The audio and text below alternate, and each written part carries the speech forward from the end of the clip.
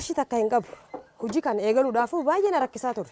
Hojii amma hojjechaa jirtu kana osoo hin eegalin maatii horachuun hafee ofuu jiraachisuuf rakkachaa akka turte nutti himte. Abbaa manaatiin waldhabee adda yaanu baay'ee bakka rakkachaatiin ture. Harka namaa eegurra hojjettee of jiraachisuu akka qabdu murteessite. Dinnicha kiiloo takka feelaa daqiiqaas kiiloo takka feelaatiin qorsii godhaa ture. Achumachi nasutustaan magaalaa nasoo na barte owwaa turte. Amma owwite kunoo. Iftuun ijoollee sadii qabdi. Yeroo ammaatti seenaa duraan qabdu jijjiirtee konkolaataa bitattee jirti.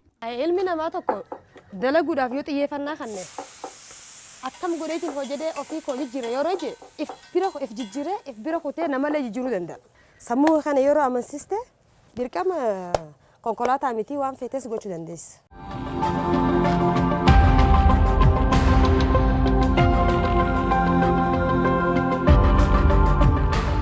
Aadaan hojii tuffachuu akka hin jiraanne hojii kamirrattuu hirmaatanii akka hojjetaniif